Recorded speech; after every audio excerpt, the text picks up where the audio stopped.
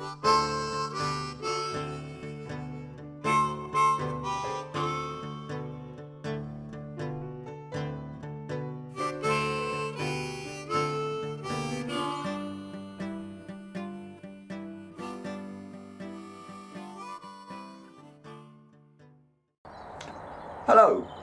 it's February the 1st today. 2017 has been up and running for a month now, and I'm only just getting around to making my first video today. It's a very damp, wet day up here at the plot today, so there's not much to show you. However, I will give you a very quick plot tour at the end of this particular video just to show you things that are pushing through. Now, as you can tell from the title of this particular video, this is all about the top 5 tools I think a beginner gardener needs when they take on a new plot on an allotment site. Now, I know that this isn't going to be a one size fits all because it just depends what shape your allotment is in when you take it over. It could be waist deep in grass and weeds, or it could be in a fairly good condition, just a basic lawned area that you just need to dig over and create some beds. So these are the tools that I think relate to that particular scenario, the second scenario. When I took on my plot, none of these 5 tools that I'm going to show you today would have been of any use to me.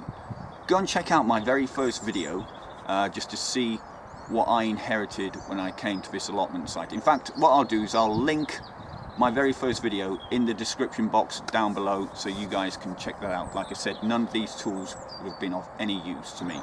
So my first tool of choice would be the trusty spade. There we go. That's the one I use up here on the plot. I've got 2. I have this one, which has a metal neck, which I prefer, mild steel, along with the actual blade itself, and a wooden one. This is a lot heavier, and I find I struggle with this. It's heavier to use, and I get a bad back when I've been working with this all day, so I prefer the metal one. Also, not that it's ever happened to me because this is still going strong, I'm a member of a lot of Facebook forums, allotment sites, gardening sites, and occasionally people post pictures of the handles that are snapped off these wooden ones. Doesn't happen very often, but when it does, you know, your spade is out of action. You've got to get yourself a new handle. Whereas these metal ones, or certainly this one, still going strong, and I never tend to see any pictures or posts of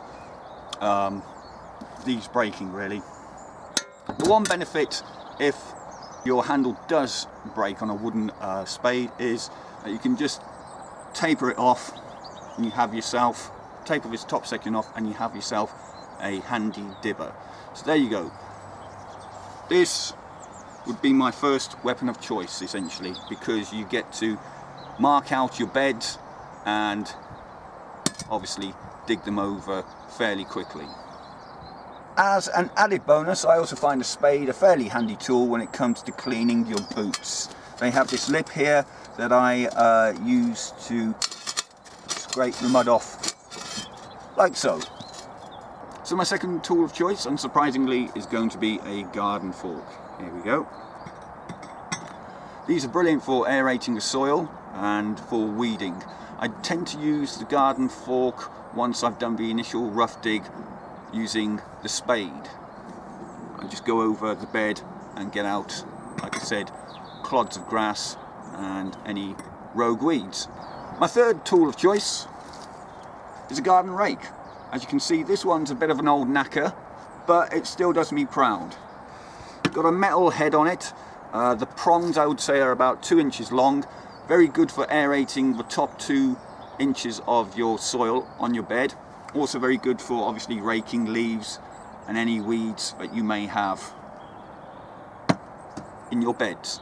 Okay, tool number 4 would be my very old Dutch hoe.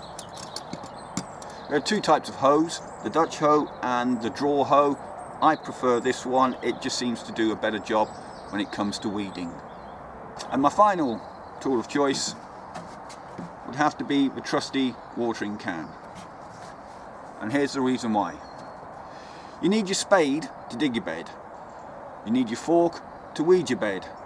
You need your rake to rake it level and get any rubbish off it. That's your initial bed dug. Then if you want to plant your seeds, you can just use the handle of either the rake or the Dutch hoe just to make an initial drill in the soil. Plant your seeds. Once you've planted your seeds, this is the bad boy that you need. You need to be able to water them. So that's why I've chosen the watering can as my 5th basic tool that I think you need when you start on a plot. Now I know a lot of you are going to be shouting at me right now going, why didn't you choose this particular tool instead of your rake? Why didn't you choose this instead of your hoe? And that's fine, because I think everybody has their own favourite top 5 tools, and I'd like to hear in the comments below what you'd actually choose your top 5 tools when you first start out on an allotment site. Right, let me take you on a very quick plot tour. Remember those tulip bulbs that I planted 2 or 3 videos ago? Well, they're coming up. There's one. There's one. And there's one. The lupin. Although this top section of the plant is very dead, I'm very pleased that the plant looks as though it survived in the middle there and is obviously starting to make an appearance. This bottom bed has been manured. Horse muck there, a couple of bags of spent compost there. I've got more compost to put on that section there. These 2 P frames here have got to be moved to the top bed. Let's have a look here. I've mulched the fruit bushes, 2 or 3 gooseberry bushes inside there, and there's a couple of currant bushes. I've had a mulch and a compost feed. This flower bed's been dug over, as you can see. This bed here has had a light sprinkling of cow manure. I've got more manure to put on that. Still no signs of my elephant garlic that was donated to me very kindly by Nigel from the Muddy Boots channel. Where's the stick? There's the stick. There would be the line. I had 10 garlic cloves, elephant garlic cloves that I planted there. Still no sign of them. That bench there, that bed there is part dug.